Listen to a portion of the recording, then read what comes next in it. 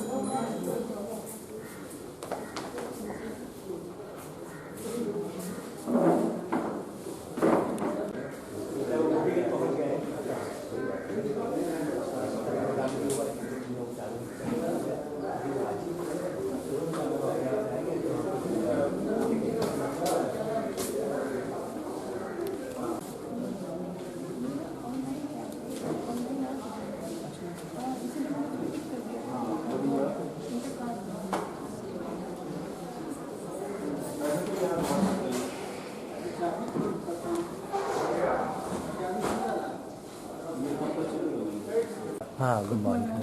सर्दी सर्दी इसमें नहीं, इसमें है लेकिन रियल रिसर्च स्कॉलर का आपने 500 रुपये पोस्ट डॉक्टर। अरे हम कहाँ से देंगे, अब तो कट रही है अभी वो कहीं और से जो है उसको वो हो जाएगा, किसी और के रसीद में कम करवा देंगे।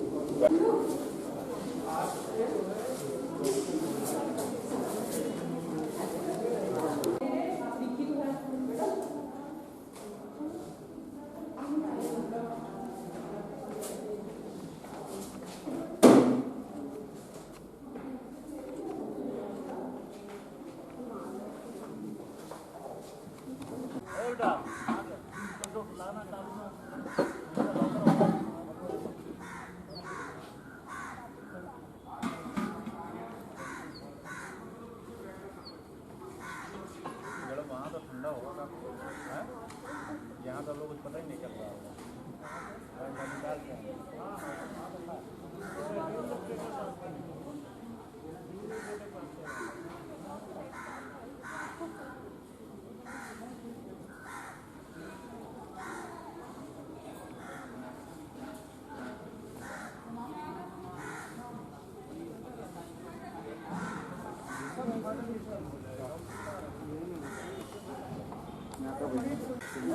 संकोच वाला नहीं,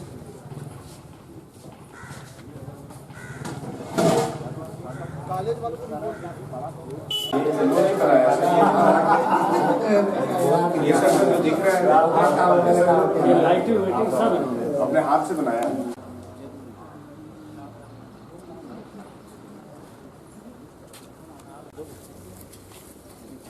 ये लगाते हैं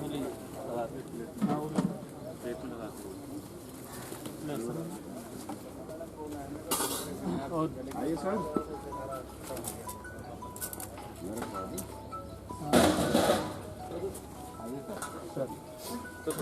आइए अच्छा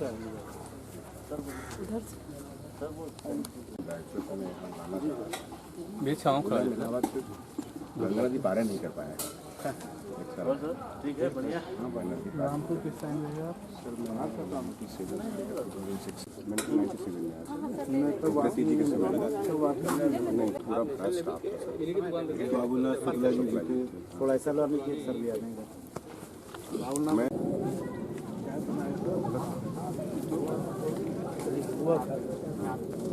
नहीं, मुझे कल आपका फोन आया मुझे। हाँ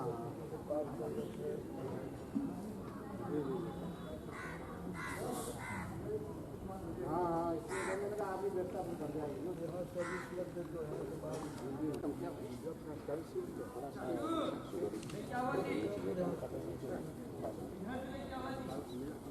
है आपका तो सही खाते थे सब पूरा हम लोग।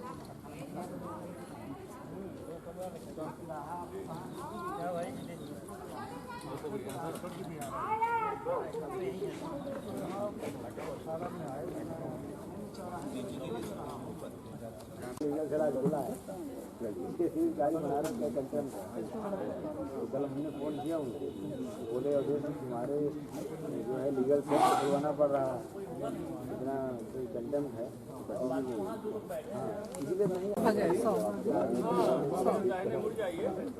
ऑनलाइन लेके भावना मन पा रहा है ऑनलाइन लेके भी और आ रहा है।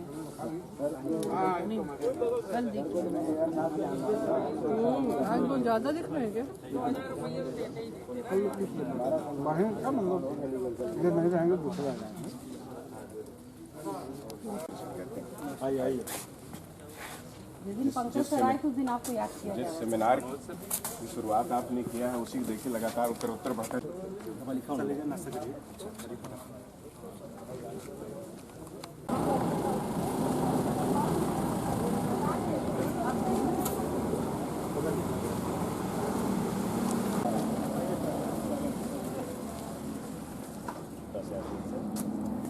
इसको थोड़ा बंद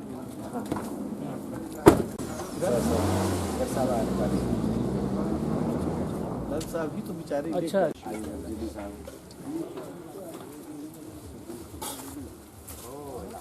पीछे भी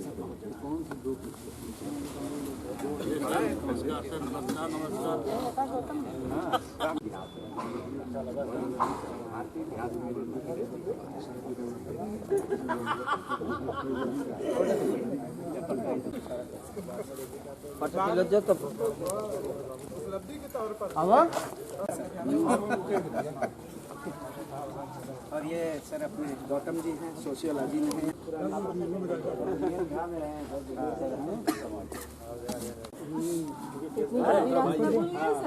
अनिश मिश्रा सर फिजिकल सर चला रहे हैं। पेपर एक बार में कुछ बताओ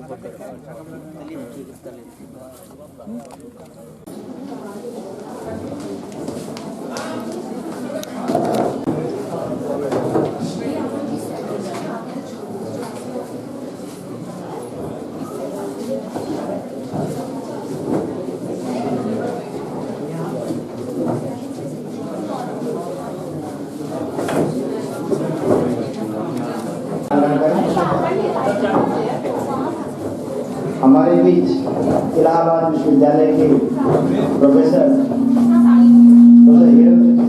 मैं पधारे हैं।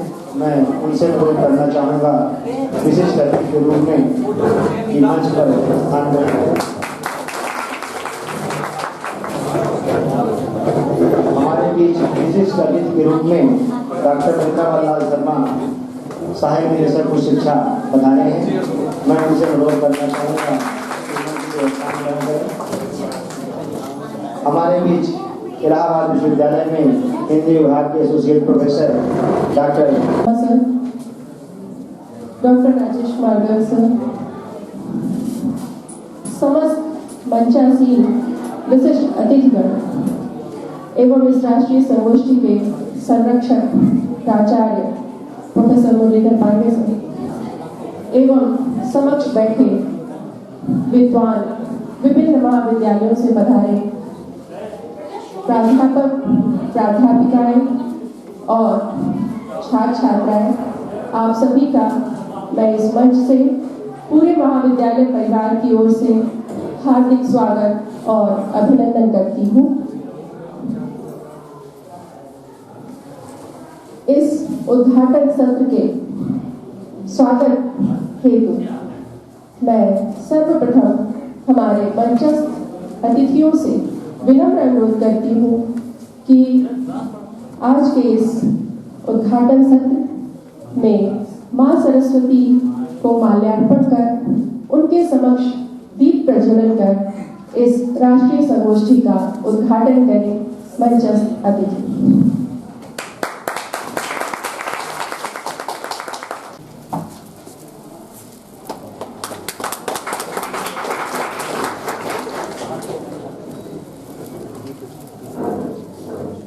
माँ सरस्वती के वंदन के लिए मैं महाविद्यालय की छात्राओं को आमंत्रित करती हूँ कि वे आए और सरस्वती वंदना प्रस्तुत करें।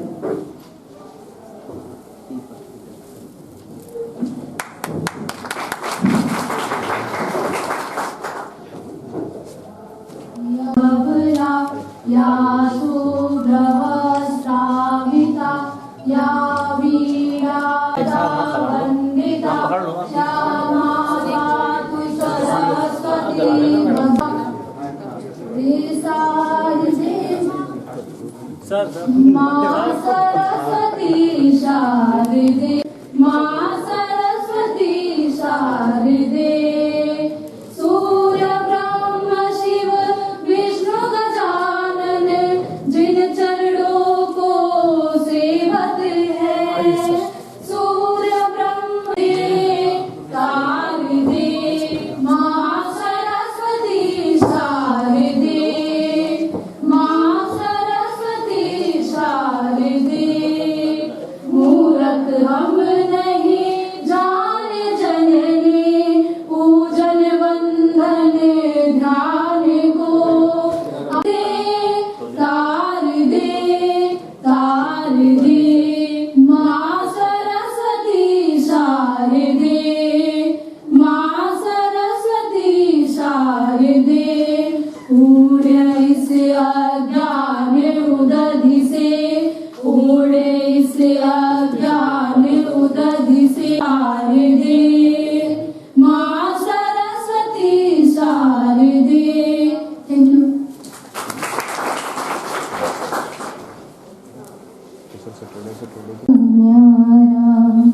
विद्याकायः भवनवस्थित विद्याकायः भवनवस्थित उस प्रसिद्ध अंचल में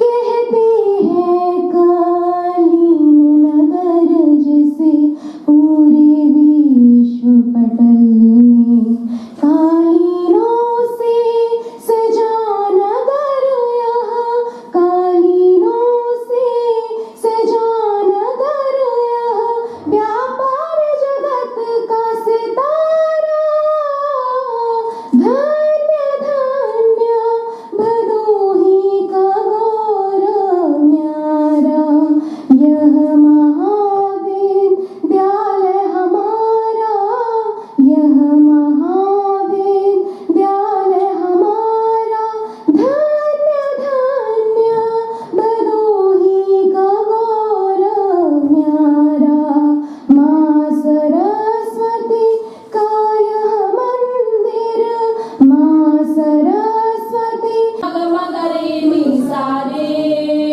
गरे गरे सा तननन धीम धीम तेरे ना तननन धीम धाम तेरे ना तननन धीम धीम तेरे ना तननन धीम धाम तेरे ना धूम ताना धूम तेरे ना धूम ताना धूम तेरे ना धूम ताना ना ताना ना ना धूम ताना ना ताना ना ना ताना ना ना ना ना ना।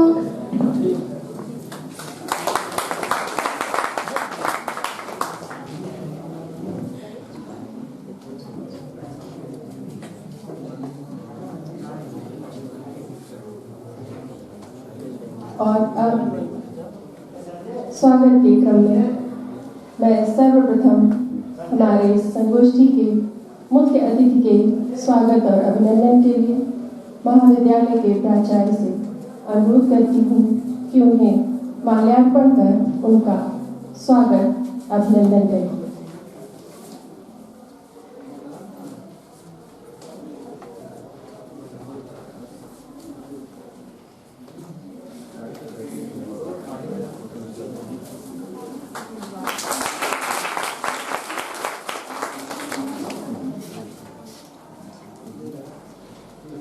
मैं डॉक्टर सत्येंद्र प्रसाद सर से अनुरोध करती हूँ कि बुके भेंट कर हमारे मुख्य अतिथि महोदय का स्वागत वंदन करें। डॉक्टर सत्येंद्र प्रसाद सर।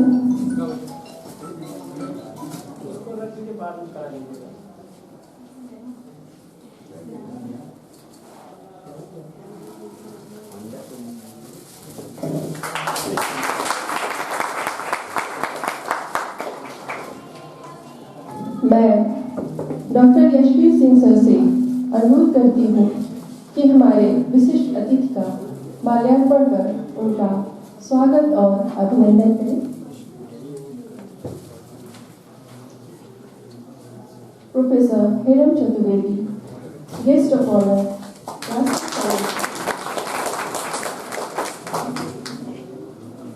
मैं इस संगोष्ठी के आयोजक सचिव से अनुरोध करती हूँ कि वे भी हमारे विशिष्ट अतिथि को माल्यार्पण कर उनका स्वागत अभिनंदन करें।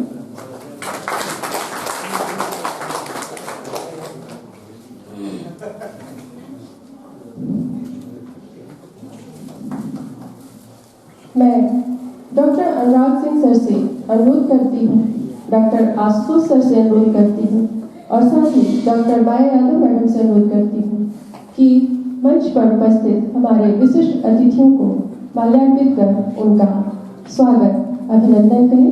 Doctor Anurag Singh sir, doctor Ashutosh Kumar sir, doctor Maya Yadav madam.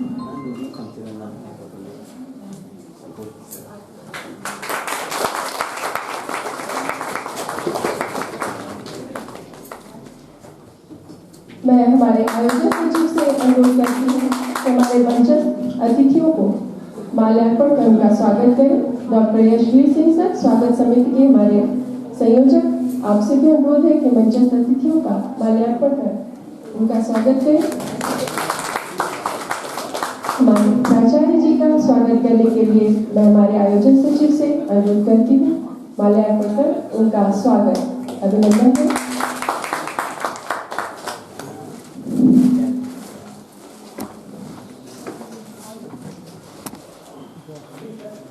और इसके पश्चात मैं हमारे अतिथियों के सम्मान के लिए उन्हें शॉल और स्मृति चिन्ह भेंट कर उनका इस राष्ट्रीय संगोष्ठी में विशेष सम्मान करने के लिए प्राचार्य महोदय से अनुरोध करती हूँ कि वे हमारे अतिथियों को शॉल एवं स्मृति चिन्ह प्रदान करें। डॉक्टर भावना सिंह से अनुरोध है कि वे इस कार्य में सहयोग प्रदान करें। सर्वप्रथम हमारे मुख्य अतिथि महोदय को स्मृति चिन्ह एवं शॉल भेंट कर उनका आज के इस राष्ट्रीय संगोष्ठी में स्वागत और अभिनंदन।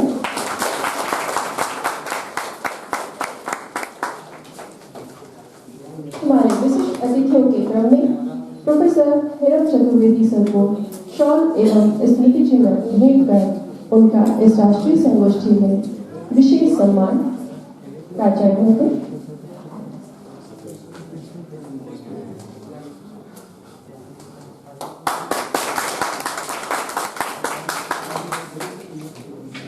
मैं डॉक्टर सत्येंद्र सर से अनुरोध करती हूँ कि वे डॉक्टर वीएम शर्मा सर को शॉल एवं स्मृति चिन्ह भेंट कर उनका इस समारोह में स्वागत अभिनंदन और सम्मान करें।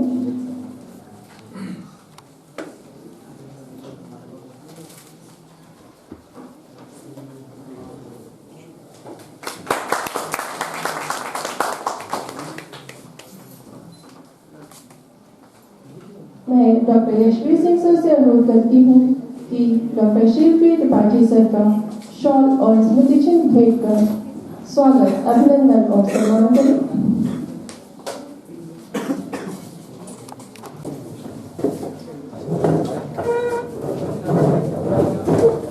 मैं डॉक्टर श्वेता सिंह एवं डॉक्टर माया यादव एवं डॉक्टर भावना सिंह, आप तीनों से अनुरोध करती हूँ कि हमारे मध्य में महिलाओं का प्रतिनिधित्व कर रही डॉक्टर विनीता मैडम का हार्दिक स्वागत अभिनंदन और सम्मान करें। उन्हें स्मृति चिन्ह और शॉल भेंट कर आपका मैडम इस आयोजन में बहुत बहुत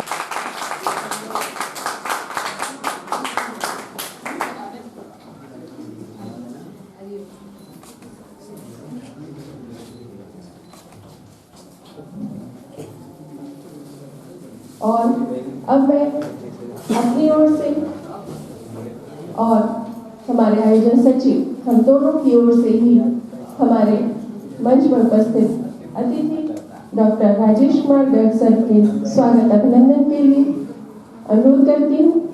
डॉक्टर अवधेश कुमार जी उन्हें स्मृति चिन्ह एवं शॉल भेंट कर उनका स्वागत अभिनंदन करें।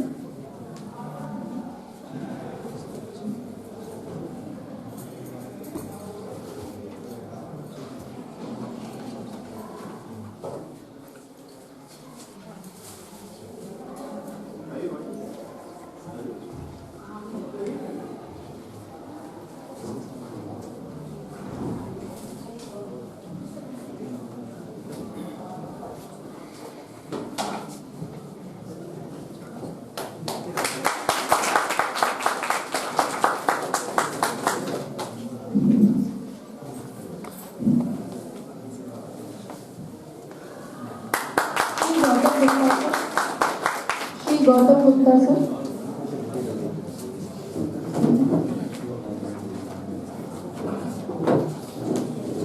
और अब मैं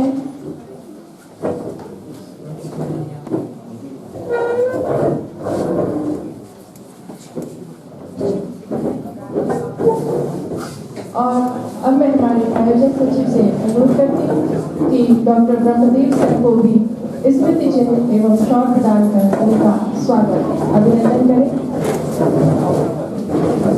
छात्र छात्राओं से अनुरोध है कि हमारे अतिथियों को ससम्मान दिखाइए।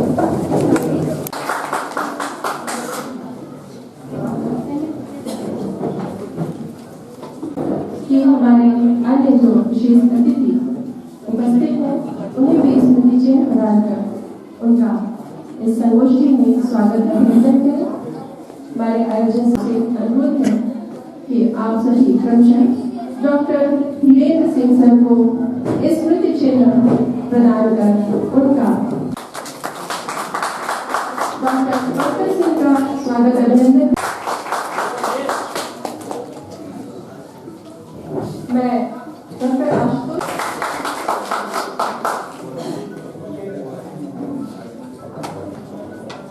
और जब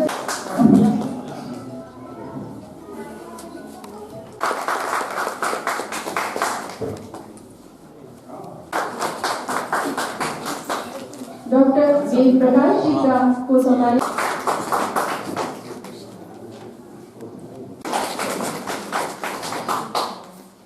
सम्मान का क्रम यूं ही चलता रहेगा। इस 2 दिवसीय राष्ट्रीय संगोष्ठी जिसका विषय है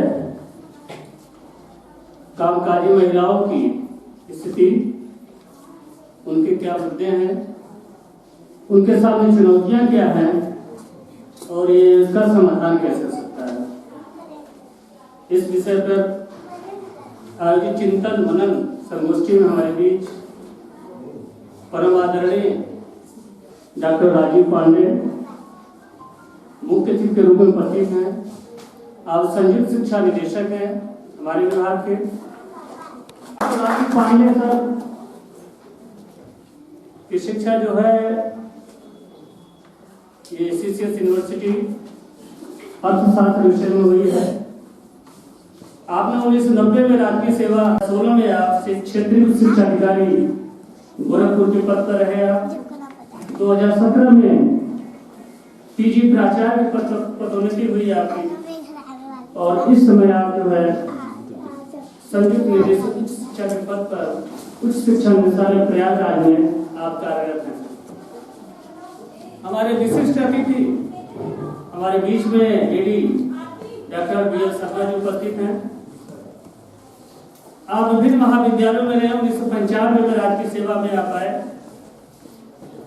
और इसके बाद उत्तरकाशी में रहे। महोबा में पद पर आप नियुक्त हुए और आप अपने विषय में पारंगत हैं। 7 पीएचडी इन्होंने अब तक कराया। 5 पुस्तकें प्रकाशित हुई हैं ISBN और 35 रिसर्च पेपर। डॉक्टर शर्मा के बारे में जितना कहा जाए कम है। आपसे मेरी मुलाकात हुई थी फतेहगढ़ में। मैं वहां प्रायोगिक परीक्षा लेने गया था और आप ही के निवास में रुका भी हो रहा था। और इनकी खासियत है उच्च शिक्षा निदेशालय में कि कोई भी समस्या आती है इसका समाधान तुरंत बता देते हैं। हमारे सभी लोगों से बात करते हैं सर ऐसे हो सकता है। अब एक समस्या आएगी हम भी साथ में थे लेकिन हो जाएगा किसी न किसी रूप में। और आप निदेशालय में काफी समय रहे। उसके बाद गुन्नौर में आप रहे, अनौगी में रहे, फिर शाहजहां में प्राचार्य पद पर रहे। फिर 2017 में आपके प्राचार्य पद पर नियुक्ति हुई और प्रमोशन हुआ। पीजी प्राचार्य पर जिंदगी आप वहाँ कार्यभार ग्रहण किए। दलक चतुर्वेदी सर ये हमारे आचार्य सेक्रेटरी के गाइड भी है और आपका नाम बहुत प्रचलित है, बताने की जरूरत नहीं है इलाहाबाद में डॉक्टर हरम चतुर्वेदी के बारे में, लेकिन औपचारिकता है यहाँ पर बताना जरूरी भी है। आपसे सब मुलाकात हुई कि मैं जब राजकीय महाविद्यालय सैदाबाद में कार्यरत था, तो डॉक्टर ज्ञान मिश्रा जी आपको लेकर गए थे एक व्याख्यान में, तो वहाँ मैंने आपको सुना था।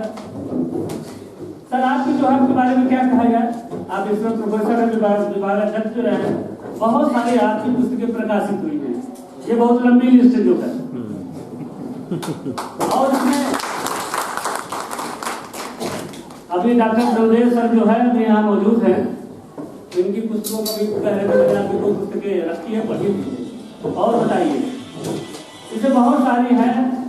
संस्कृतकालीन प्रमुख इतिहासकार 1987, प्रथम व्यक्ति 89, 2017, 13, हर साल 2003, 2005 का आचार्य गंधेव पुरस्कार मिला है।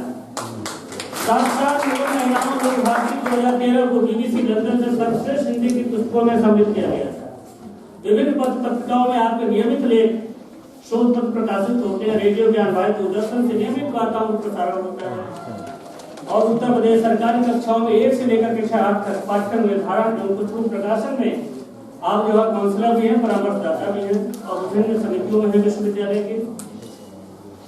दूसरे राजेश गर्ग जी, आप एसोसिएट प्रोफेसर हिंदी विभाग में इलाहाबाद विश्वविद्यालय। और आप जो शर्मा महिला सशक्तिकरण साहित्यिक 20 शोध पत्र प्रकाशित हुए हैं, 18 पुस्तकों में प्रकाशित अध्याय है, 100 से अधिक इन्होंने रिसर्च गोष्ठियों में शोध पत्र प्रकाशित किया है। बहुत सारे पुरस्कार इसलिए इनका व्यक्तित्व है, शायद हम लोग नहीं हो सकते हैं, और कोशिश भी करेंगे तो पता चल जाएगा। तो इनकी जो व्यक्तित्व है, तुरंत कार्य निर्णय लेने की क्षमता, हम लोग 10 साल करीब राजकीय डॉक्टर विनीता यादव जो इसमें परीक्षा नियंत्रक है, साल करीब काम किए हैं, जिनको मैंने व्यक्तिगत तौर पर देखा इनके कार्यप्रणाली को। अभी न किसी बारे मुलाकात होती, अभी परसों मुलाकात हुई थी, मैंने इनको वो दिया ब्रोशर, इन्होंने टॉपिक देखा, मैंने कहा मैडम आप ही पर यह संगोष्ठी होती है इनको यार, ये तो बहुत अच्छा विषय है। उन्होंने कुछ चीजें बताई भी मुझे, तो है हमको बहुत चुनौतियां कहीं कि देखिए मैं आने का प्रयास करूंगा। चुनौतियां बहुत सारी, 3 तरह की परीक्षा होनी है, लेकिन हमें लगता है मैडम ने महाविद्यालय के प्रति जो प्रेम दर्शाया है हम लोगों के प्रति, वो बहुत ही सही है। और आप जो है इससे पहले दुद्धि में रही हैं, आपकी सेवा प्रारंभ किया दुद्धि, ओबरा, ज्ञानपुर में। यहाँ पे इस समय जो परीक्षा नेतृत्व का कार्यभार देख रही हैं, तो मैडम आपका हार्दिक स्वागत है, अभिनंदन करते हैं। हमारे बीच में डॉक्टर ब्रह्मदेव सर, राजकीय स्नातकोत्तर महाचुनाव मिर्जापुर में आप कार्यरत हैं। आप भी बहुत सारे जगह रहे हैं, गोहरा में रहे हैं, हमारे यहाँ से जब मैं आलापुर अम्बेडकर नगर में था, इंचार्ज प्रिंसिपल भी रहा, उसमें तो बातचीत होती रहती कुछ चीजों को लेकर के। आप अनुभवी हैं, और 1999 से लगभग प्राचार्य आप हैं, 2000 से। और आपका समय स्वागत है, अभिनंदन है। जो अंग्रेजी आपका विषय है, मैं अक्सर कभी घर जाता हूँ तो आप उसको पढ़ते हुए मुझे मिलते हैं। जब भी प्राचार्य बनने में दिलचस्प खत्म हो जाता है, तो किताब में तो बैठे रहते हैं सर जो है, और कभी कोई होता तो मैं आपसे सलाह लेता हूँ सर जो है। और हम लोग पड़ोसी भी हैं, इलाहाबाद दूसरी में रहते हैं। और दूसरे बहुत सारे महाविद्यालयों से हमारे प्राचार्य भी आए हैं, अन्य लोग भी, और टीचर्स हमारे हैं कॉलेज से, जिसमें डॉक्टर अभिलाष सिंह यादव, राजकीय महाविद्यालय महामाया, राजकीय महाविद्यालय झंझारपुर। अब हम लोग अक्सर मिलते रहते हैं, और सुबह 1.5-2 घंटे तो हम लोग समय बिताते हैं योगा प्राणायाम ये सब चीजों में प्रतिदिन। तो आपका स्वागत है डॉक्टर यादव जी। धर्मेंद्र जी करवी से, आपका भी प्राइवेट परीक्षा लेने में गया हूँ, आपका जो है आप रहे हैं जो वहाँ के हेड रहे हैं, जिसमें मुसाफिर खाना में आप कार्यरत हैं। विजय श्रीवास्तव डीडीसी मानीपुर, पंकज सिंह हमारे पड़ोसी हैं, ये राजकीय मार्ग धर्मपुर में, आप बागा में भी रहे हैं, अभी जल्दी शादी हुई है, इनको शुभकामनाएं आप लोग दीजिए। हमारे टीचर साहब में हैं गवर्नमेंट कॉलेज से, नलिनी सिंह चुनार से आई हुई मैडम जो है, अन्य जिनका नाम मैं छूट जा रहा नहीं ले पा रहा हूँ किसी वजह से, उनका मैं स्वागत अभिनंदन करता हूँ। और जो विषय है, मैं एक चीज जो महिला ये बहुत ही, जैसा कि मैंने विनीता यादव कहा, तुरंत ही उन्होंने हाथ रख मैं आऊँगा जरूर, में कोई विशेष बाधा नहीं रही। ये बहुत स्थिति है, ये जो चर्चा हमारे 2 दिन हम लोग करेंगे, ये वास्तव में समस्या है महिलाओं के सामने। बहुत सारे मुद्दे हैं, विशेष कामकाजी महिलाओं को लेकर के समाज में बहुत सारी चीजें हैं और बहुत सारी घटनाओं को आप देख भी रहे होंगे जो है, क्या क्या चुनौतियां, विशेष सुरक्षा को लेकर के जो है। कभी उनकी जो प्राइवेट फील्ड में देखिए जो काम करती हैं, उनके लिए जो सरकारी विभाग में उनको तो समय निर्धारित है 8 घंटा काम के, लेकिन प्राइवेट में देखिए कितना काम करती हैं, रात में भी काम करना पड़ता है। बहुत सारी सुरक्षा संबंधी चुनौतियां उनके सामने हैं। तो मैं उम्मीद करता हूँ कि इस कार्यक्रम 2 दिन जो चिंतन मनन हमारे विशेषज्ञ विद्वान लोग करेंगे, उससे जो निकल कर आएगा निश्चित रूप से उनकी स्थिति में सुधार आएगा। और हम लोग सरकार को ये रिपोर्ट भी पेश करेंगे जो भी निष्कर्ष निकल के आएगा, जिससे कि सरकार जो है विशेष रूप से इन लोगों के लिए जब भी योजना कोई बनाए, सुरक्षा संबंधी योजना हो या अन्य कोई योजना है, उसमें इन चीजों को शामिल कर सके। इसी के साथ मैं पुनः आप सभी लोगों का पुनः स्वागत अभिनंदन करता हूँ। एक चीज मैं थोड़ा सा भूल गया, अक्सर मैं चर्चा करता हूँ मैं एक मुद्दे पर जो है स्वच्छता अभियान जो है, ये मेरा विषय, जैसे मैं कहता हूँ बिना इसके मेरा पूरा होता नहीं है। कहते नहीं खाना पेट भरना जो है बिना इसके पूरा होता नहीं है। बहुत से लोग देखते होंगे मैं जो 1.5 घंटा डेली लगाता हूँ झाड़ू जो है, चाहे महाविद्यालय हो चाहे आवासीय कॉलोनी हो, जो है मेरा मिशन है जो है। और इसको इस महिलाओं से इसलिए मैं जोड़ता हूँ तो बहुत सारी स्वच्छता, इसे कामकाजी महिलाएं जो सार्वजनिक जगहों पर जो है काम करती हैं, यदि स्वच्छता नहीं होती है, एक यूटीआई प्रॉब्लम, बहुत सारी समस्या होती है महिलाओं की। इस पर जरूर मैं चाहूंगा कि आप स्वच्छता को नए, हमारे प्रधानमंत्री जब मैंने 2014 में उन्होंने अभियान शुरू किया स्वच्छता का, आपने देखा होगा खुद आगे बढ़कर वो एक प्रेरणा सबके लिए बने हुए हैं।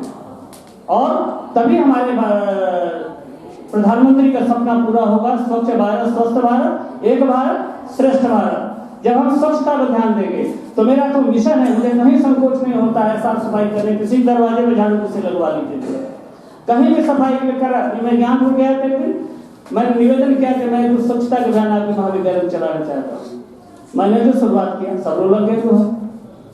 तो ये मुझे कहीं भी किसी तरह की इसमें आप अपने शुरुआत करिए, आप अपने घर पर करिए और अपने कहीं युगो प्रॉब्लम इसके लिए न पालिए, तभी मेरा देश जो महान बन पाएगा। धन्यवाद।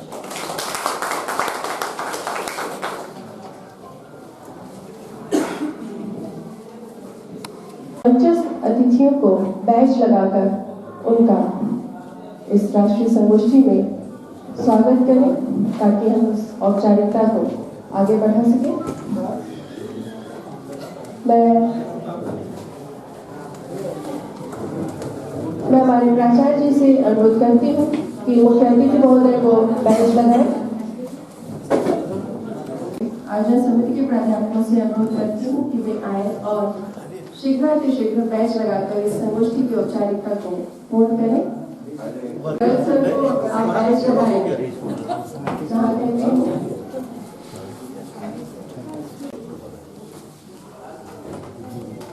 डॉक्टर माया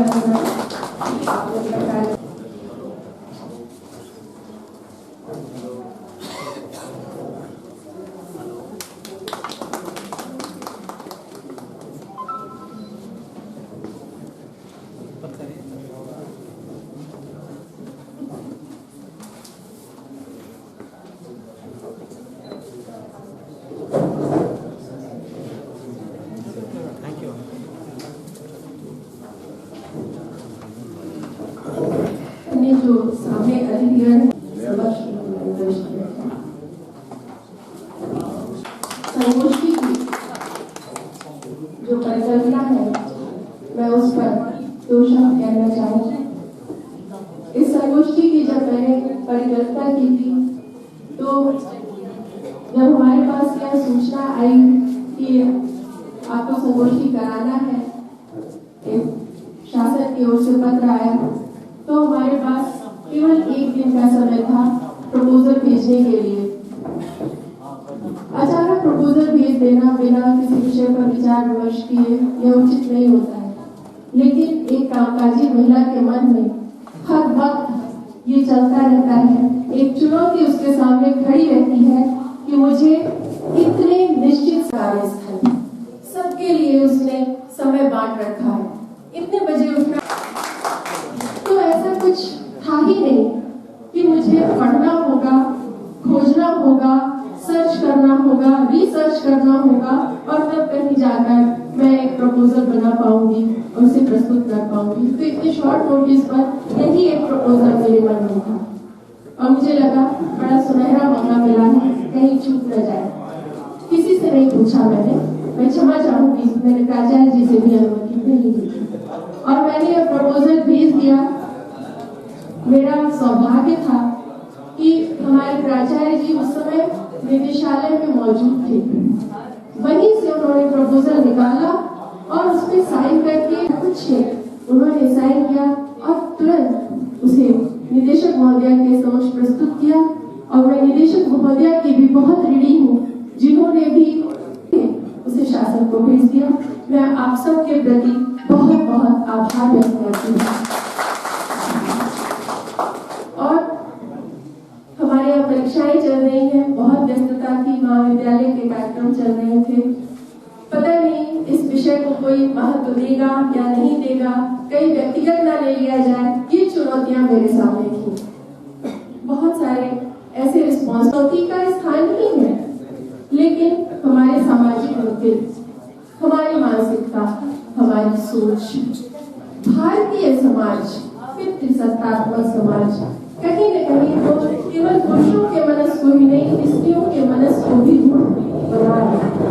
जब स्त्रियां चाहती है कि वो घर के कामकाज, वहां के कामकाज, उसकी तो कोई सीमा ही नहीं है, उसका तो कोई समय ही नहीं है, वहां से निकलकर एक दूसरे कार्यस्थल पर वो जाना चाहती है, तो हमारा समाज क्या सोचता है, घटना को कुछ साकार देगी, कोई न कोई समाधान तो हमारे सामने आएगा।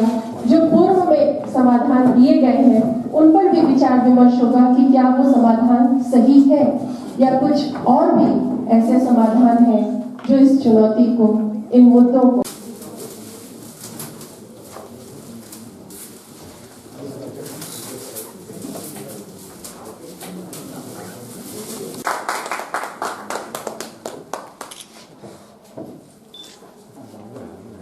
थोड़ा सा सट सकते हैं, सर में गैप हो रहा ना, तो हाँ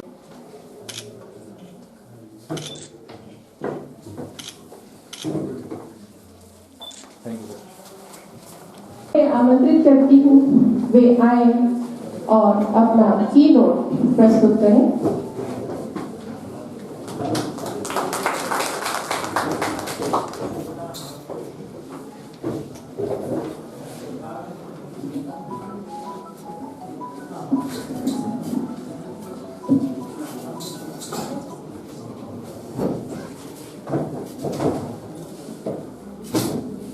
मंच पर विराजमान इलाहाबाद विश्वविद्यालय के इतिहास विभाग के आचार्य, पूर्व अध्यक्ष, अपने सामाजिक गति से, अपनी लेखकी गति से पूरे प्रयाग और सह निदेशक श्रीमान BL शर्मा जी, जो हम लोगों की मित्र परंपरा में हैं। मैं इस अवसर पर सुनील जी को भी याद करता हूं, जिनके आप पार्टनर रहे।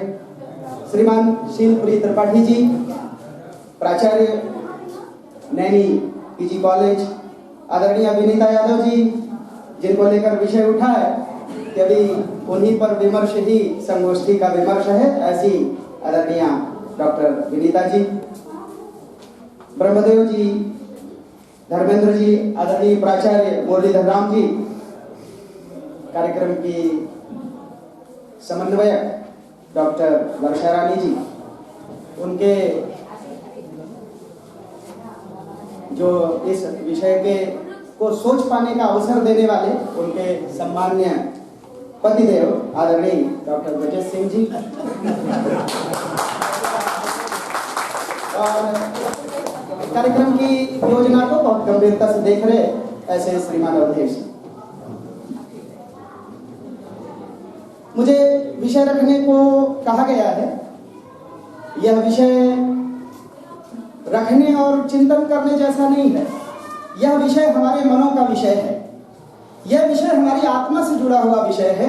यह भौतिक विषय नहीं है, शरीर का विषय नहीं है, चिंतन का विषय नहीं है, यह स्थूल नहीं है, बल्कि मैं इसे सूक्ष्म विषय मानता हूं। जिन विषयों को लेकर हम अपनी अनुभूति हमारी झंकृत हो जाए, जिन विषयों को लेकर हमारा हृदय करुणा, सुख, दुख, यश, हर्ष और अतिरेक से भर जाए, ऐसे विषयों की श्रृंखला में यह विषय है। मुझे बड़ी चिंता के साथ कहना पड़ता है कि एक ऐसे देश में जहां पर हमने संस्कृति केवल नारी के माता, पुत्री और इन रूपों का सम्मान करने वाली रही होगी, नहीं, कदापि नहीं, संभव ही नहीं, क्योंकि यह विश्व तो हमेशा से अर्थशास्त्र आधारित रहा है। क्या परिवार में किसी ऐसे व्यक्ति की सम्मान की कल्पना आप करते हैं जो अर्थतंत्र में सहयोगी ना हो? जाहिर सी बात है कि यह नारी भी अर्थतंत्र में सहयोगी रहती होगी, और इसीलिए हम अपने घर में किन देवताओं का वास चाहें? हम कहते हैं नारी रहेगी हमारे घर में तो देवता रहेंगे। आज भी हम प्रार्थना करते हैं तो किन देवताओं का वास चाहते हैं अपने घर में? हम लक्ष्मी का वास चाहते हैं, हम गणेश का वास चाहते हैं, हम सरस्वती का वास चाहते हैं। तो अगर नारी के रहने से देवता रहते थे तो जाहिर सी बात है कि यही देवता रहते होंगे। ऐसी परंपरा, ऐसी शाश्वत परंपरा के हम लोग, हमारे कविगण बड़े भाव से गाते रहे कि नर और नारी में कई मात्राएं होने के कारण, नर से अधिक मात्राएं होने के कारण भारी है नर पर। हम इस सोच के लोग हैं। लेकिन मुझे दुख के साथ कहना पड़ता है कि 1000 सालों के कालखंड में हमारी ये सोच बाधित हुई। हमारा इतिहास ऐसा नहीं है। आदरणीय प्रोफेसर हेरम जी बैठे हैं, दूर हटे। हम नित्य अपनी प्रार्थना में एक बात कहते हैं, आनो भद्रा कर्तव्य यंतु विश्वतो। ये हमारी नित्य की प्रार्थना है। अच्छे अच्छे विचार हमारे पास आ जाए। कौन से अच्छे विचार? जिनसे जीवन बनता होगा, जिनसे घर का अर्थतंत्र बनता होगा, जिनसे समाज तंत्र बनता होगा और जिनसे हम मनुष्य बनते होंगे, ऐसे सभी विचार हमारी तरफ आनो भद्रा कर्तव्य यंतु विश्वतो, चारों तरफ से आ जाएं और हम ऐसे बन जाएं, ऐसी प्रार्थना वाले लोग। लेकिन 1000 सालों का कालखंड ऐसा रहा कि इस देश के अर्थतंत्र के निर्माण में जिसकी 50% की भागीदारी रही होगी, इस देश के कृषि तंत्र के निर्माण में जिसकी 50% की भागीदारी रही होगी, जिस देश में राजा के सिंहासन के बगल में रानी का सिंहासन लगता था, जिस देश में अनेक प्रांतों और राज्यों का संचालन ये अकेले करती थी, ऐसे देश का निर्माण कुछ ऐसा हुआ मुगल और ब्रिटिश काल में कि हम इस परंपरा से दूर होते और हम चले कहाँ आए? हम पर्दा प्रथा की तरफ चले आए। अभी वर्षा जी जो टिप्पणी कर रही थी, हम इस भाव, इस हीनता बोध की तरफ चले आए कि कहीं मेरे मन का ही तो प्रश्न नहीं है, ये पूरा समाज ऐसा सोचता है कि नहीं, ऐसा विचार इस देश में पनपने लगा और पनपा ही नहीं, मूर्त रूप लेकर खड़ा। और अभी जो समाज बना, हम उसी समाज की उपज हैं, तो हम कैसे अलग सोचते?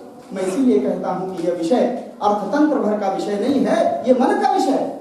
मन का निर्माण ऐसा होगा तभी समाज का निर्माण होगा। और यह मैं नहीं कह रहा, यह बात दुनिया के बड़े विचारक कहते हैं। ये बात प्लेटो कहता है। प्लेटो ने महिलाओं के संदर्भ में यह बात लिखी है कि 4 दीवारी में नारी को रखोगे तो राज्य की आधे सदस्यों की सेवा खो दोगे तुम और आदर्श राज्य बन नहीं पाओगे। ये प्लेटो का कथन है। यानी कि पूरा यूरोप, पूरी दुनिया ऐसा सोचती थी, हम भी ऐसा सोचने वाले लोग थे। लेकिन बीच में कालखंड ऐसा आया कि हम पर्दे में रखने लगे, नौकरियों से वंचित कर दिया। बड़े घरों की महिलाओं को यह बताया गया कि यह तो साहब आपका काम नहीं है, आप अपना काम करेंगे। आदरणीय प्राचार्य जी ने एक बहुत अच्छा विषय रखा कि मैं जहां जाता हूं सेवा कार्य करता हूं। हमारे यहाँ के कार्य अर्थ की, लाभ की दृष्टि भर से उपयोगी नहीं थे। आप नौकरी करते हैं तो क्या जीविका के लिए करते हैं? क्या समाज की सेवा का भाव नहीं है? हम शिक्षक हैं तो इसलिए कि 2 लाख रुपए वेतन पा जाए मात्र, ऐसी चिंता करते हैं क्या? नहीं। इसी तरह से समाज की रचना हुई थी इस देश की। ऐसे ही लोग यहाँ राज्य तंत्र और शासन तंत्र में थे। लेकिन बीच के 1000 साल के कालखंड में हमने बताया कि बाहर काम पर नहीं जाना, क्यों? छोटा काम है। सफाई का काम नहीं करना, छोटा काम है। अब हीन कार्य है। प्राचार्य जी अपने कक्ष की सफाई करते हैं, महाविद्यालय में सफाई की प्रेरणा देते हैं, क्या ये हीन कार्य है? नहीं, ये 1000 सालों की लंबी सरणी है जिसमें हम ऐसा बने हैं और हमारा मन ऐसा बना है। इसीलिए दुनिया के सारे महापुरुषों ने, आप आधुनिक काल के विकास को अगर छोड़ दें तो सब लोगों ने कहा कि उद्योग लगाने से बात नहीं बनेगी, अच्छा व्यक्ति खड़ा करेंगे तो बात बने। चाहे गांधी हो, चाहे टॉलस्टॉय हो और चाहे दुनिया का कोई भी विचारक क्यों ना हो, निर्माण कैसे होगा? ऐसा मन बन जाए तो निर्माण होगा। यह इसी प्रकार के निर्माण का विषय है। हम बार बार निर्माण शब्द की बात करते हैं। निर्माण का अर्थ सीधा है, हमने परिवार से जो ग्रहण नहीं किया, हमने समाज से जो ग्रहण नहीं किया, ऐसी चीज का ही तो निर्माण होगा। घरों से और संस्कारों से तो हम कुछ अपने आप सीख जा रहे हैं, और अगर उसी विष को, उसी कालुष्य मन को, उसी कृष्ण मन को हम समाज पर थोपते रहे, समाज के सामने ले जाते रहे, तो ऐसा पढ़ा लिखा होने का क्या लाभ है? फिर आप विचारक कैसे, फिर आप प्रज्ञावान कैसे? अगर कार्य करते हुए भी मन में भेदभाव के प्रश्न बने हुए हैं तो किस बात के विचारक, किस बात के भद्र पुरुष? मैं दावे से कहता हूं कि हमारे मनों का निर्माण अभी हो नहीं पा रहा, बल्कि सच ये है कि हम और खंडित मन के, खंडित मानसिकता के लोग बन रहे। मुझे कहना यह था कि 1000 सालों में जो संकट आए, सती प्रथा का संकट, बच्चों को शिक्षा से वंचित करने का संकट, अधिकारों से वंचना का संकट, हम चुप नहीं रहे। पिछली शताब्दी में भारत में कामकाजी महिलाओं के निर्माण के मार्ग में जितनी बाधाएं थी, उन बाधाओं को दूर करने का काम समाज ने शुरू किया। और भारत का इतिहास, मैं बार बार हेरम जी को इसलिए भी स्मरण करता हूं कि वो जानते हैं, इतिहास बताता है कि 1829 में चाहे सती प्रथा निषेध हो, 56 का हिंदू विवाह अधिनियम हो, शारदा अधिनियम हो, बाल विवाह एक्ट हो, हिंदू संपत्ति अधिकार अधिनियम हो, उत्तराधिकार अधिनियम हो, या स्वयं इन सब के ऊपर अनुच्छेद 14-15 भारत के संविधान का हो, यह 1000 सालों की सड़ी हुई, दुर्गंध से भरी हुई और समाज को तलातल वितल महातल तक ले जाने वाली उस परंपरा से वंचना का काम, उस परंपरा से बाहर निकलने का काम इस देश के कर्णधारों और राजनीतिज्ञों ने किया, करते रहे हैं। लेकिन उनके भी करने से बात नहीं बनेगी। वैसे ही जैसे एक अरस्तु, एक प्लेटो आदर्श राज्य का निर्माण नहीं कर पाया, नहीं कर सकता, कौन करेगा? इस प्रकार के मन के लोग अगर एथेंस में बनते तो आदर्श राज्य जरूर बनता। लेकिन भले ही आदर्श राज्य न बना हो, लेकिन ऐसे विचारकों के विचार प्रत्यय बनकर, आइडिया बनकर हम सबका मार्गदर्शन कर। ऐसे मार्गदर्शन का काम स्वतंत्रता आंदोलन, उसके बाद और आधुनिक भारत में होते रहे। और हम आज इस स्थिति में खड़े हैं कि एक बड़ा बदलाव समाज में देखने को मिलता है। आप यहाँ जितने लोग बैठे हैं अनुभव करते होंगे कि अभी समाज में 2-3 बड़े बदलाव देखने को आए। जो विवाहित, नवविवाहित जोड़े बन रहे, ये जोड़े कामकाजी महिलाओं के साथ निर्मित हो रहे हैं। ये एक बड़ा अंतर नहीं था। आज से 30 साल पहले ऐसा नहीं था। ये 30 सालों की उपलब्धि है, 40 सालों की उपलब्धि है। समाज में काम करते जाती हुई किसी युवती, नवयुवती पर अब उसकी प्रतिष्ठा, उसकी इज्जत का भाव समाज में बढ़ा है। समाज स्वीकार करने लगा है उसकी सेवा, उसके प्रति आदर भाव बढ़ा है। हम ये मानने लगे हैं कि इस देश के निर्माण में इनका भी उतना ही योगदान है जितना कि अन्य का है। हमने आरक्षण तो नहीं दिया, लेकिन भारत में 3 क्षेत्र महिलाओं के लिए अपने आप आरक्षित हो गए। किसी भी सभ्य महिला से पूछा जाए कि अभी सेवा के किस विभाग में जाना आप पसंद करेंगे, तो एक सहज रुचि है शिक्षण, एक सहज रुचि है नर्सिंग, और 2 पढ़े लिखे लोगों की रुचि नहीं है, मजबूरी में रुचि जिनकी बनती है, ऐसा कपड़ा उद्योग और ऐसा शहरों में होने वाला साफ सफाई और स्वच्छता का काम। ये 2 काम और उतने ही लोकप्रिय हैं। ये आप में लोकप्रिय नहीं है, लेकिन अपनी जो वंचित महिलाएं हैं, जो शिक्षा से दूर हैं, ऐसे लोगों के लिए ये 2 सर्वप्रिय रोजगार में से ऐसे 4 क्षेत्र। 5वां क्षेत्र मुझे ध्यान नहीं आता जहां महिलाएं रही हों। और ऐसे रहने वाले स्थानों में अपमान बोध और किस प्रकार का क्षुद्र मन लेकर हमारे कार्यस्थल में लोग रहते हैं, ये किसी से छिपा नहीं। मैं थोड़ी सी कुछ उदाहरणों से अपनी बात कहना चाहूंगा। कुछ डेटा है, उदाहरण माने डेटा है। डेटा भी ऐसा नहीं तो अंकों में नहीं, डेटा का विषय रखता हूं। एक अभी हाल ही में एनएसएसओ रिपोर्ट छपती है, हर वर्ष छपती है, ये नई नहीं है। अर्थशास्त्र और समाज विज्ञान को लोग, मुझसे एक नाम छूटा है, यहाँ गौतम गुप्ता जी भी विराजमान होंगे, अगल बगल बैठे होंगे, उनका विषय है ये। एनएसएसओ रिपोर्ट छपती है। उस रिपोर्ट में एक बात, ये जो मैं बात कह रहा हूँ, ये उस रिपोर्ट का निष्कर्ष है कि शहरों में महिलाओं के लिए रोजगार के 2 क्षेत्र, ऐसा क्षेत्र है कपड़ा उद्योग और घरेलू साफ सफाई। अधिकांश महिलाएं इन्हीं में काम कर रही, वो भी काम ही कर रही हैं, उनको भी वेतन मिलता है। समाज उल्टा सोचता है कि वर्षा जी ने कहा कि लोग सोचेंगे कि हम अपनी ही समस्या बताते रहते हैं। समाज, सच ये है कि समाज इसी रूप में देखता और स्वीकार करता है। हमें लगता है कि स्वभाव पलायनवादी है, स्वभाव कम काम करने का है, स्वभाव भागने का है, परंतु आंकड़े बताते हैं कि 1 हफ्ता ज्यादा काम, अंतरराष्ट्रीय श्रमिक संगठन है, श्रम संगठन ILO कहते हैं उसे, ILO ने घंटों में यही डेटा, ये भारत सरकार का डेटा नहीं है इसलिए अविश्वसनीय नहीं, कहता है कि 44.4 घंटे काम महिलाएं करती हैं और 35 से 36 घंटे काम पुरुष करते हैं। ये डेटा है। अब ये डेटा यद्यपि उन शहरों में साफ सफाई का काम करने वाली, सेवा का काम करने वाली, भोजन निर्माण के काम में लगी हुई उन महिलाओं का भी डेटा इसमें शामिल है, इसलिए ये डेटा इतना अंतर महसूस करता है। लेकिन इसके उलट मुझे एक और रिपोर्ट का नाम केवल इसलिए कि हमारे बैठे श्रोता ये जरूर जान जाएं कि वो कौन सी एजेंसियां हैं जो इस विषय पर सोच रही, जो इस विषय पर काम कर रही। ऐसी एजेंसी का नाम है female labour force participation rate, कहते हैं इसे, LFPR। बहुत निगेटिव डेटा है इसका, बहुत नकारात्मक आंकड़ा है। थोड़े से आंकड़े इसलिए कि समस्या की भयावहता को भी तो जानना होगा ना, आखिर समस्या कहाँ है, किन क्षेत्रों में, ऐसा तो जानना पड़ेगा। LFPR कहती है कि पुरुष को जिस काम का 1.4 से 1.7 गुना वेतन मिलता है, महिलाओं को वही 1.2 गुना मिलता है। यह समस्या पूरे विश्व की है, केवल भारत में नहीं। ऐसा क्यों? जबकि इसके उलट हम जब अपने घर में काम लगवाते हैं तो हम देखते हैं कि जो महिलाएं हैं, जिन्हें हम रेजा कहते हैं, प्रजा का व्युत्पत्त शब्द है, अपभ्रंश शब्द है रेजा, प्रजा से ही पैदा हुआ है। हम महिलाओं को रेजा कहते हैं और पुरुष को बेलदार कहते हैं, और हम इन शब्दों के आधार पर वेतन विभाग में अंतर करते हैं। बेलदार का वेतन अलग है, रेजा का वेतन अलग है। लेकिन इससे उलट देखने में यह आता है कि बेलदार अगर 8 ईंट लाता होगा एक बार में, तो रेजा 12 ईंट एक बार में लाती है। परंतु इसके बावजूद यह अंतर है।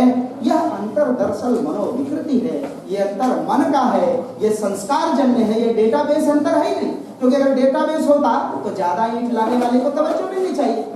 लेकिन डेटा के उलट हम तवज्जो देते हैं पुरुषत्व ग्रंथ को, पितृसत्तात्मक ग्रंथ को, जिसकी की चर्चा अभी थोड़ी सी आपके साथ करेंगे।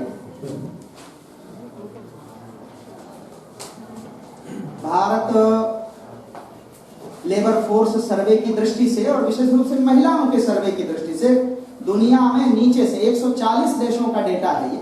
उन 140 देशों में नीचे से 12वें नंबर पर है, और इससे बात नहीं साफ होगी। मैं उन 9 देशों का नाम लेता हूं जो अगल बगल के हमसे आगे हैं।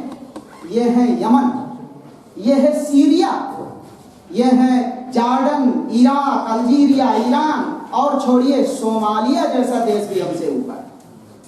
कोई तो बात होगी ना कि सोमालिया जैसा देश भी इस दृष्टि से हमसे ऊपर है। यही डेटा एक और बात कहता है, इन तीनों पर थोड़ी सी बात आपसे करेंगे। ये कहता है कि LFPR में 2011-12 से और 10 सालों तक, 10 सालों के अंदर 29 वर्ष की महिलाओं में 8% की गिरावट आई। मतलब मैं अर्थ बताता हूँ। अर्थ यह है कि इतनी प्रगति के बावजूद भी आज महिलाएं काम में तो ज्यादा जा रही हैं। मैं वो एक डेटा भी लिख कर लाया था। मैं 1999 से 2000 का एक डेटा है, काम पर महिलाएं जा रही, ये सच है, लेकिन वो प्रतिशत घड़ा जिस अनुपात में महिलाओं की वृद्धि है, जिस अनुपात में जनसंख्या की वृद्धि है, हमारे महिलाओं की कार्य दर में वैसी वृद्धि नहीं। पुरुष लगभग 20%, ये डेटा बताता है 20% पुरुष काम करते हैं, महिलाओं में 35 से 30% की गिरावट आई है। संख्या से समझते हैं 1,90,00,000 महिलाएं 1999 में से और 2000 के बीच में काम करती। ये संख्या बढ़ी है, 2,90,00,000 हुई है आने वाले 8 सालों में, लेकिन प्रतिशत वैसा नहीं बढ़ा जैसा पुरुषों का बढ़ा है। तो कोई तो कारण होगा ना। हमारे आपके घरों से महिलाएं काम में ज्यादा जा रही है, ये सच है। हम जिस समाज के लोग हैं, यह समाज भारत का पूरा समाज नहीं है। हम जिन पढ़े लोगों के समाज में या जिन नौकरी पेशा लोगों के बीच रहते हैं, ये बहुत छोटा समाज है, 2% का समाज। 98% समाज इस रेंज से, इस क्षमता से बाहर है। एक दो और एजेंसियों के डेटा की जरूर बात करूंगा। जेनेवा में एक संस्थान स्थित है, उसका नाम है वर्ल्ड इकोनॉमिक फोरम। वो जेंडर गैप इंडेक्स पर बहुत काम करता है। आप गूगल पर देखेंगे, मैंने भी वहीं से देखा है। उसी ने ये डेटा बनाया, 140 में 114वें नंबर पर जो भारत है, इसी का डेटा है। अब सूत्र कहां है? एक नाम लूंगा क्योंकि हमें निष्कर्ष निकालने में मदद करता है ये नाम। ये नाम है क्रिस्टिन का। क्रिस्टिन का नाम आपने सुना होगा, अंतरराष्ट्रीय मुद्रा कोष की प्रमुख है क्रिस्टिन। क्रिस्टिन का नाम इसलिए ले रहा हूं कि थोड़ी सुविधा हो रही है। क्रिस्टिन भारत के मामले में क्रिस्टिन का अध्ययन, और क्रिस्टिन ने हाथ खड़े किए, कहा कि मैं दुनिया का तो अध्ययन कर सकती हूँ, भारत का अध्ययन मेरे वश का नहीं है। मेरा निष्कर्ष ये है कि ऐसा लगता है कि भारत में महिलाओं को उनके मन का काम नहीं मिलता। कि पढ़ी लिखी नहीं है क्या इसलिए काम नहीं मिल रहा? गलत है। भारत में महिलाओं की स्थिति हर घर में, आप घर घर में अगर जाएंगे घूमेंगे तो आपको लगेगा कि बहुत भारी सम्मान है, पर घर के बाहर वैसा सम्मान नहीं है। क्या सम्मान डेहरी के भीतर ही है? लेकिन क्रिस्टिन, इन्हीं आधारों पर क्रिस्टिन ने निर्णय निकाला होगा कि स्थिति तो बड़ी अच्छी है, पर काम में नहीं है, तो फिर कोई तो निर्णय देना है। क्रिस्टिन का निर्णय बिल्कुल बेहुदा निर्णय है। कहती है कि ऐसा लगता है कि जैसे जो मन में काम की कल्पना है वह काम नहीं मिल पा रहा, इसलिए महिलाएं काम नहीं कर रही। क्या ये सही बात है? क्या यहाँ बैठे सभी लोगों के मन में अधिकारी, आचार्य और उद्यमी होने का विचार था, लेकिन हम में से सब लोग हैं क्या? और अगर नहीं है तो हमको काम नहीं करना चाहिए। अगर महिलाओं के पक्ष से ये तर्क सही है तो ऐसा नहीं है, गनीमत है। मैं तो कहता हूँ देश बदल रहा है, भारत भी बदल रहा है, तेजी से लड़ाई लेकर खड़ा हो रहा है, इसलिए हम बहुत जल्द बदल जाए। हमने कहा कि लड़कियां हाई स्कूल में टॉप करती, लड़कियां इंटर में टॉप करती हैं, लड़कियां यूनिवर्सिटी में टॉप करती हैं। हमारे कॉलेज का डेटा बताता है कि लड़कियां ज्यादा पास हो रही हैं, लड़कियां ज्यादा मेरिट वाली हैं, फिर काम क्यों नहीं है? ये क्रिस्टिन के सामने संकट था। क्रिस्टिन बेचारी नहीं समझ पाई, क्योंकि अमेरिका से रहकर क्या समझेगी?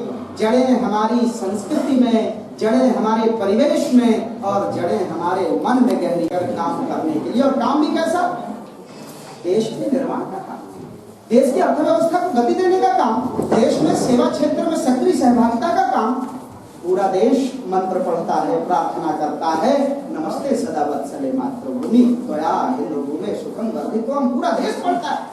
महिलाएं भी इसको पढ़ती, महिलाएं भी इसका अर्थ देना चाहती, लेकिन आखिर वो कौन से कारण है कि पिता के घर में तो इस अर्थ को तुम स्वीकार कर लो, लेकिन अभी ससुराल जाते समय इस अर्थ को नहीं स्वीकार करना। और मैंने अभी बताया था कि 14 घंटे, एक हफ्ते अधिक काम करती है महिलाएं। जानते हैं वो अधिक काम कौन सा?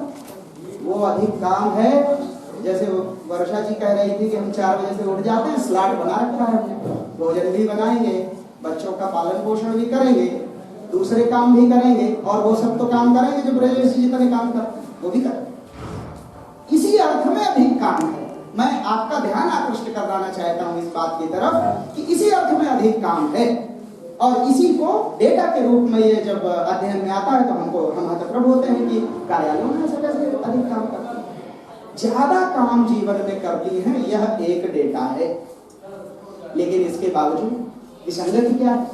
विसंगति यह है कि हमारे आपके घरों में महिलाएं जब वेतन लेकर आती हैं तो माने मुझे कहते हुए दुख है कि उन्हें अपने वेतन का हिसाब देना रहता है।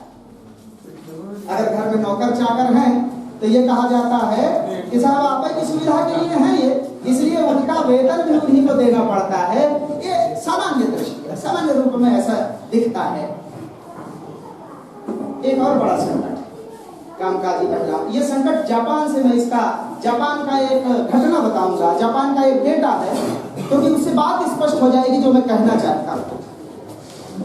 जापान में एक खबर आई पिछले 6 साल पहले कि वहां 28% महिलाओं ने काम छोड़ दिया।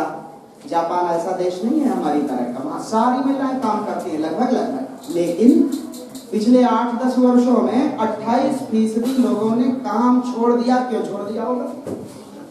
वो छोड़ने की वजह बिल्कुल स्पष्ट है, क्योंकि वहां जो जिसे हम बच्चों के पालन पोषण का केंद्र कहते हैं, अंग्रेजी में से कुछ कहते हैं, मुझे स्मरण नहीं आता, जापान में सरकार चलाती है, प्राइवेट नहीं है, वो सरकार के पास जिम्मेदारी है। जैसे चिकित्सा की जिम्मेदारी अमेरिका में सरकार के पास है। आपका बीमा है, आप बीमार होंगे तो सरकार ही चिकित्सा प्रतिपूर्ति देगी, भारत की तरह नहीं। ऐसा जापान में केंद्र चलाती है सरकार, केंद्रों की संख्या कम हुई, महिलाओं ने काम करना छोड़ दिया। ये 2 चीजें जुड़ी हुई है। सरकार ने स्वीकार किया बाद में कि हमारे पास बच्चों के जो पालन पोषण के केंद्रों की संख्या क्या घटी, 28% महिलाएं जापान में काम छोड़ देती हैं। क्यों? यानी महिलाओं के लिए कामकाज की सारी उम्दा स्थितियां हैं, तो कामकाजी महिलाओं की प्रजनन दर और शिक्षित महिलाओं की प्रजनन दर में अंतर क्यों है? ये पूरी दुनिया इस पर विचार कर रही है। भाई बड़ा अच्छा परिवेश है, हम भारत की आप ना सोचे, आप दुनिया की सोचे। अगर अनुकूल परिस्थितियां हैं तो प्रजनन दर क्यों कम हो जाएगी? और ये तब जब हम 2 साल का अवकाश दें, ये तब जब मातृत्व अवकाश आपको मिलता है, माने कोई तकनीकी बाधा नहीं है। लेकिन इसके बावजूद भी दुनिया का डेटा ये बताता है कि 2.9% भारत का बता रहा हूं कामकाजी महिलाओं की प्रजनन दर है, और 3.3% है बाकी शिक्षित महिला जो एमए, पीएचडी, नेट आदि आदि। ये 10-12 बिंदु हैं, विद्वान आचार्यों के हैं, काम किया है ऐसा इन लोगों ने, इसलिए इन संदर्भों को ग्रहण करना जरूरी था। अब इन संदर्भों से भारत का जैसा परिवेश बनता है, थोड़ी सी चर्चा उस पर आपसे करें। पहले तो एक संकट की तरफ इशारा करेंगे। यह देश तेजी से प्राइवेटाइज हो रहा, हम जान रहे हैं, लेकिन निजी क्षेत्र में निजी क्षेत्र के मालिक लोग महिलाओं को काम पर रखने से करने अध्ययन किया है। तेजी से मुझे मिल नहीं रहा, ये अध्ययन हुआ है और कंपनियों से बात हुई कि भैया क्यों नहीं रखना चाहते काम, तो वो भी ज्यादा ही करती हैं। कहा साहब फायदे के लिए कंपनी बनाई है कि नुकसान के लिए? लोगों का क्यों भैया, क्या नुकसान हो जाएगा? कहा 2 साल काम के साथ वेतन भी ले जाएंगी तो क्या होगा हमारा, इसलिए हम रखेंगे। ऐसा प्रश्न निजी क्षेत्र में खुले तौर पर मना भी करते, लेकिन मौका नहीं मिलेगा आपको, मौका नहीं मिलेगा। क्यों?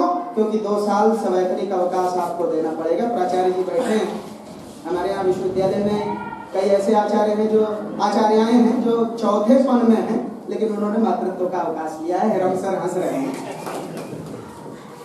यानी कि ये सुविधा की तरह अमल करते हैं हम। हमारा समाज जिन 2-3 बातों को मानता है, जिन निर्णयों पर पहुंचता है, थोड़ी सी उसकी चर्चा के बाद हम लोग समाहार की तरफ कहेंगे। मुझे कहा गया था कि आधा घंटा 45 मिनट बोलना, इसलिए मैं पूरे समय का उपयोग कर ले रहा हूँ। वैसे भी टीचर 45 मिनट। हमारा समाज अर्थशास्त्र के नियमों से नहीं चलता, हमारा समाज राजनीति विज्ञान के नियमों से भी नहीं चलता, हमारा समाज शरीर विज्ञान के नियमों से नहीं चलता, बल्कि हमारा समाज एक सांस्कृतिक विरासत को ढोता है। उस विरासत में बुराई हो सकती है, वो विरासत कुरीति हो सकती है। हाँ, हम इसे कुरीति ही कहेंगे। कुरीतियों को ठीक करने का दौर इस देश में पिछले 300 सालों से चल रहा है। ये कुरीति भी ठीक होनी चाहिए, हो भी रही है, लेकिन उतनी तेजी से नहीं जैसी दूसरी कुरीतियां ठीक हुई। ये कुरीति है कि महिला के लिए बच्चों का पालन पोषण करना ही प्राथमिक जिम्मेदारी है, ऐसा कहने वाली कुरीति। दिनचर्या का 2/3 समय घर में खर्च करने की विवशता वाली कुरीति। पुरुष के पितृसत्तात्मक अहंकार के कारण घर के कामों में समान कमाई करते हुए भी, समान वेतन पाते हुए